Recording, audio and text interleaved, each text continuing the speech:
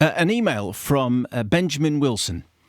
Dear Sandra Bullock and Buzz Lightyear. By the way, I've read this out before, but I haven't read it out with Toby Jones in the studio. Hello, Toby, by the way. Hi, how are you doing? I'm doing very well. I have a fantastic new game that you can play with the top 10 and your weekly selection of films. It's called Toby Jones or Noby Jones. My wife has created this after visiting yoga once to find all-round good guy and definitive Capote and Hitchcock Toby Jones bending away. Oh. Toby's just had a glass of water and is eyeing this email surreptitiously.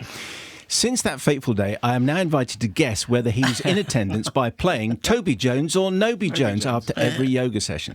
The good wife has never wanted to bother him, but by all accounts, he's very flexible.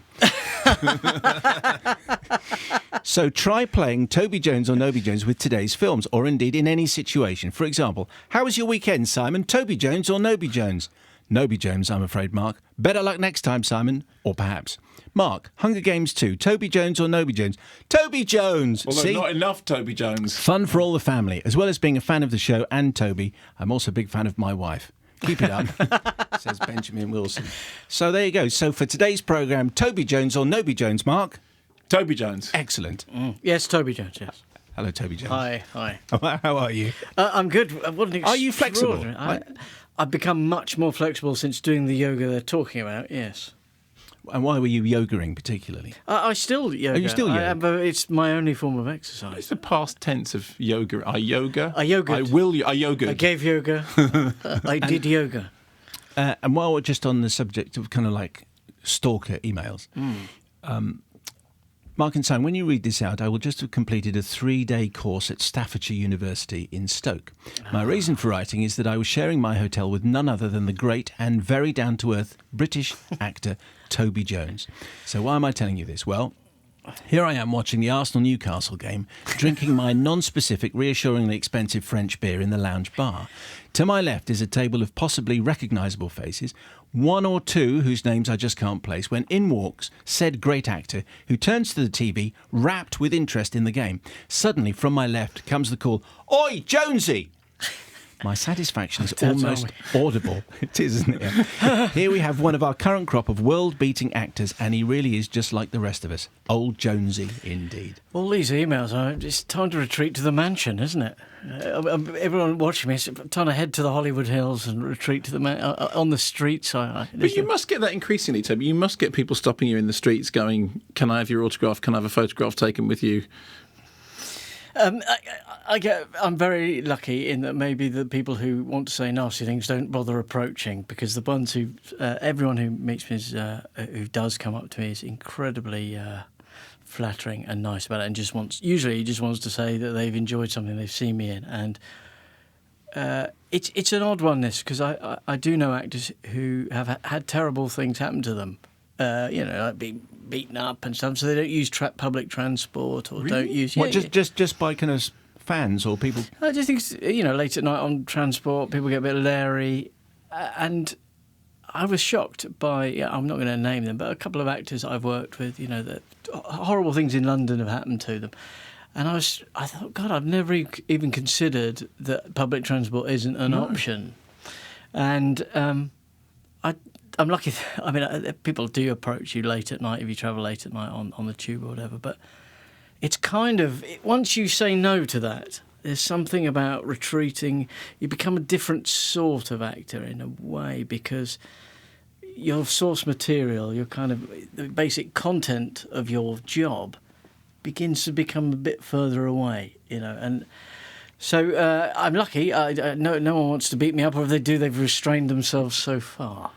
But the first hint of trouble, it's Rolls Royces and Learjets from now on. Yeah. But for the moment, you're, "Oi, Jonesy!" Oi, Jonesy! Now, your reaction was exactly the same as mine when I reread that, is I thought, it's Dad's Army. Yes. Hang on, you're not cool. Oh, no, that's fine. No, that's Tom Courtney. Everyone's going to be shouting out what Jonesy to. And we should probably leave a little bit of Dad's Army for later, as you're not here to promote a movie which you haven't even started shooting. Yeah. But you are wearing the tash. I'm wearing the tash. And it looks very splendid. Thank you. But you're here to talk about Serena. Now, lots to say about it. Just explain the general setup of where we are with this story, then we'll play a clip and then we'll talk some more. We're in the Appalachian Mountains, Smoky Mountains in the 1920s. We're with Bradley Cooper playing a timber merchant who has an affair with someone he meets and indeed marries. It's a sort of coup de foudre. He falls in love with her straight away and takes her down to this remote location where they are rapaciously cutting trees. This is Jennifer Lawrence, of course. Jennifer Lawrence. And into that community, they're sort of, as it were, sort of like pillaging the woods with abandon of capitalist profit and sort of seizing everything. And part of the community that is around that, my character plays the sheriff. I play the sheriff there. My character doesn't play the sheriff. I play the sheriff, who is a character. And thanks for clarifying that. It sometimes gets confusing. And Rhys Ifans is in it, and Sean Harris is in it, and it's a pretty extraordinary cast around this love affair. Really, it's quite a complicated plot. Yes, certainly in the novel, it's extremely. Like most novels worth reading, it's embedded with loads of images and cross-referencing and stuff like that you can only really touch upon in a movie. But I think the movie sort of touches upon a lot of the themes which are to do with contradictions of. This is going to really sell the movie. Like the money-making urge is linked to desire in all its forms, I suppose. Very good. Okay, so that's the general background to Serena. Here's a clip. This is your offer, then? $400,000. It's a good deal more than you get on the open market, Mr. Pemberton. Well, maybe that's true, Mr. Gephardt, but we're asking for $1 million firm, so... The land was appraised at $300 before the crash. Well, I am very sorry to have wasted your time today, gentlemen, but we were all under the assumption that you were coming to us with a formidable offer. If we have to take this land by eminent domain, you'd be lucky to get a half of what we're offering. Is that a threat, Sheriff? No, it's a fact. Gentlemen, why don't we all reconsider our positions and convene whenever the Pembertons and I have looked through The fact is, Sheriff, that you need our land to build your park, and our price is $1 million. Well, think a second time. Because one false step and those bankers you're in hock to will be picking on the bones of your fortune. And I personally would hate to see your pretty wife humiliated in that way. You don't ever get to talk about my wife, let alone look at her. You can leave now. That's a clip from Serena. So Toby Jones is here, Sheriff McDowell, and you sort of rumble them quite early on, don't you? I mean, you're sort of less than impressed with because Bradley Cooper's character is very kind of suave and buccaneering, yes. And obviously Jennifer Lawrence's character is very kind of gorgeous and lovely and head turning, and they're the kind of a showbiz couple in the Smoky Mountains. Not that it takes a lot to be a showbiz couple in the Smoky Mountains, but you don't buy it. No, there is one of the strands of the plot is that there is a sort of some latent environmentalism starting at the same time as they're cutting down these trees, and this sheriff, my character, is linked to that. He sees that just endlessly cutting down trees and shipping them off and making profits for this guy has no long-term benefit to the community other than to provide short-term jobs.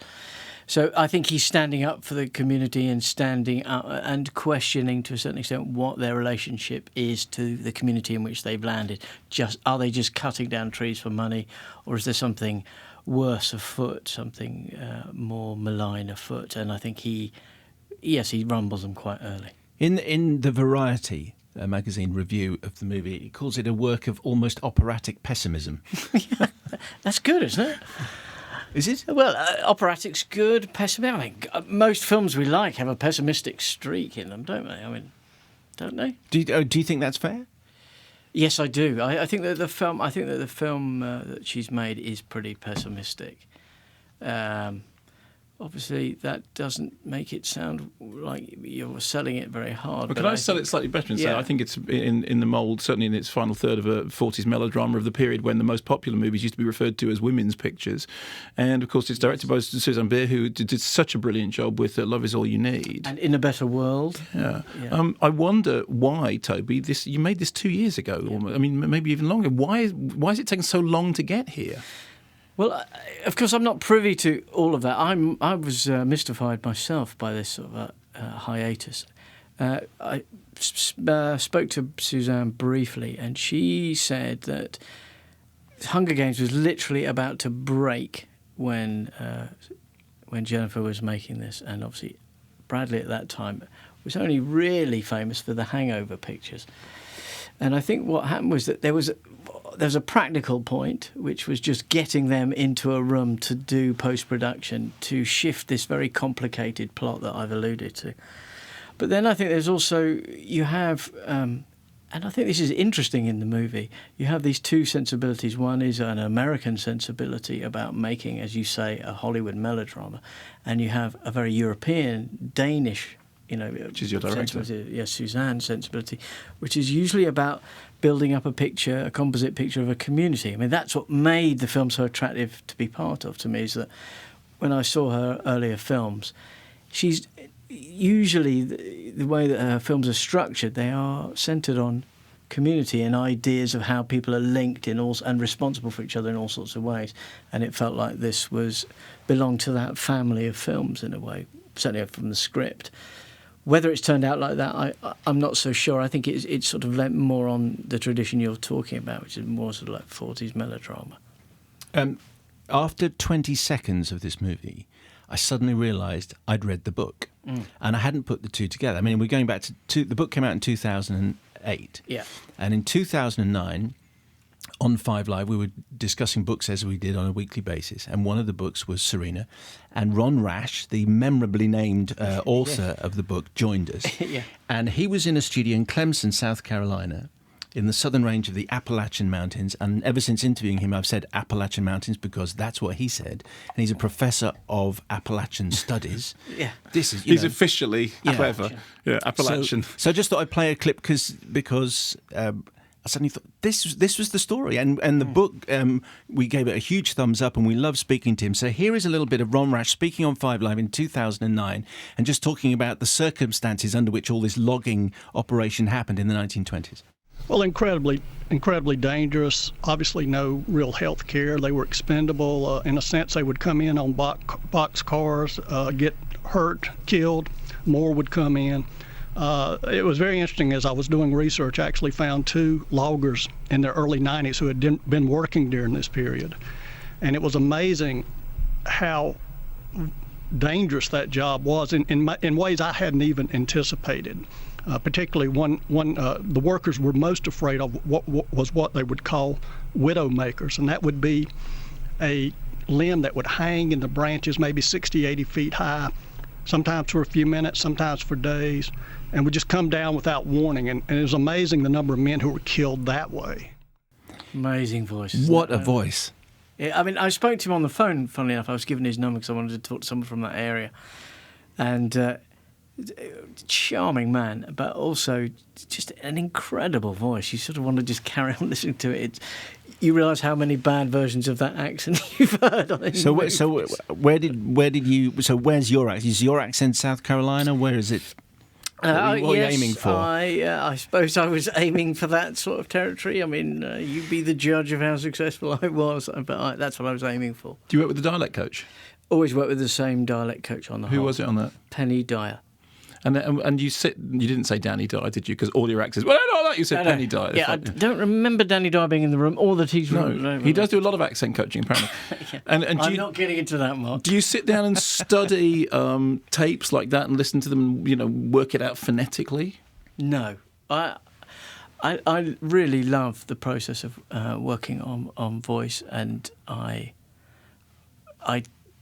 find that we spend a lot of time just chatting about the character and chatting about where the accent, where they correspond with the accent, what their relationship is with dialect and stuff like that. And I found myself standing up quite quickly and moving around with it and just playing with it and trying to link it to my movement, really, in a way. But that's just because of my background, I suppose, in theatre.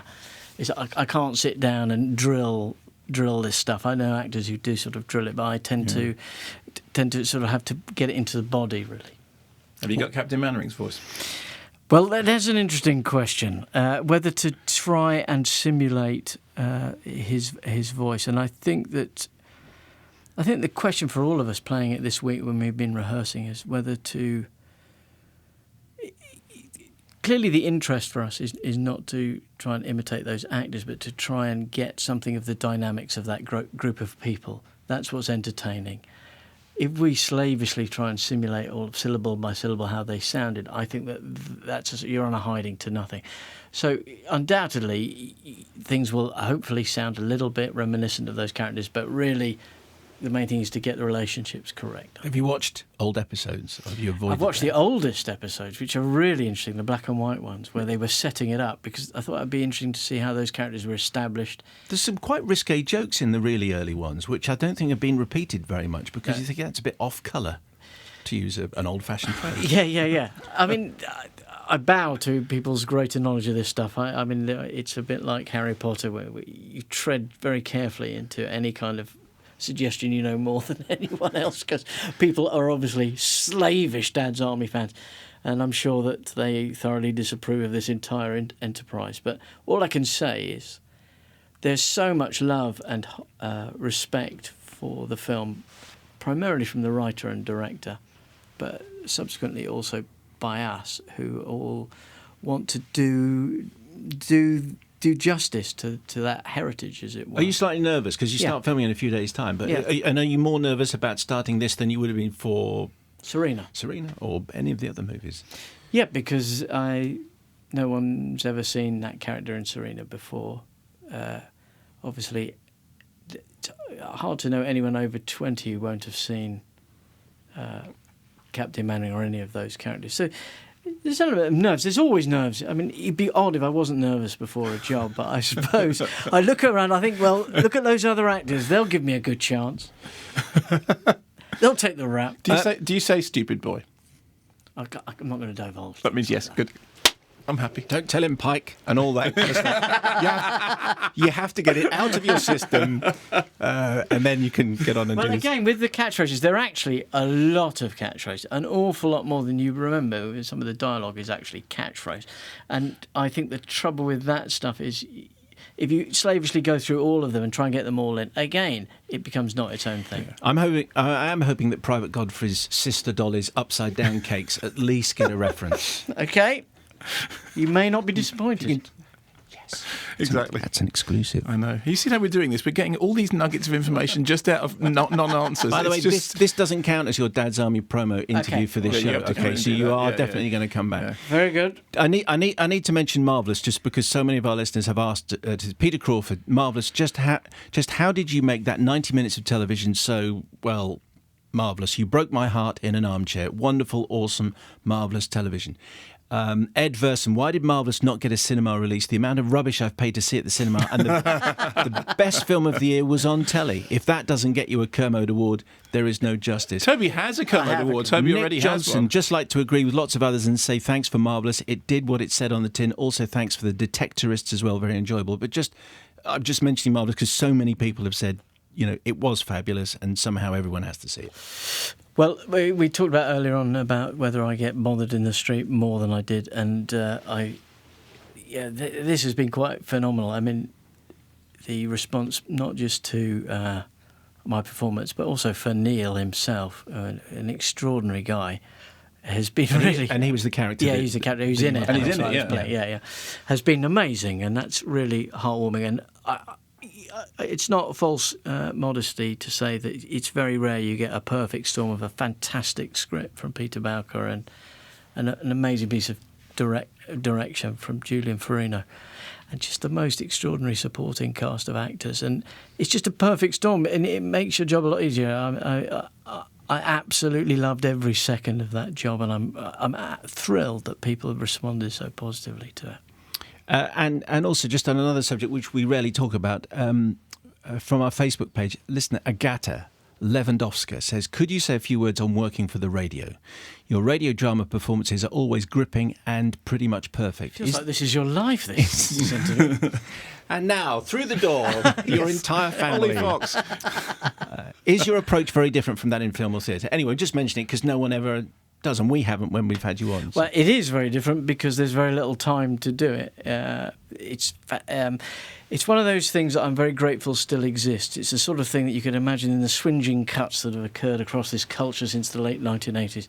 We could have seen the end of radio drama, and we haven't, and it's a great great little pocket of acting work that actors in this country get to do, and I'm thrilled every time I get an opportunity to do it. So what do we see you in next? The Hunger Games 3? 3 more episodes of The Detectorists, which, amazing climax to that show. What happens in it? I'm going to tell They you find that. a spoon. Exactly, the little chef's spoon. There's that, and then there's a film I did with Harvey Keitel called By the Gun, which is coming out, a mafia film in December, a very small little indie film. How was Harvey? Daunting. One of those jobs. Mark's got a good Harvey Keitel story. Mark, if you are, when we've finished during the news, Mark will tell you his Harvey Keitel story. Okay, I'm looking forward to that. Yeah. I don't think he will, actually. There's that. What else? Well, there's stuff I've been doing that hasn't come out yet. But really, everyone's just waiting for Dad's Army, So Stop saying that. Well, but that's the honest. When you said that, you said it like Captain Mainwaring. When you said that, you are actually. That tends to happen as the fear takes hold. Well, I'm just going to keep going until he calls me stupid, and then then we'll be fine. Toby, it's always a pleasure to have you on the Lovely to programme. be here. Thank you very much, Steve, for coming in. Cheers. Thank you.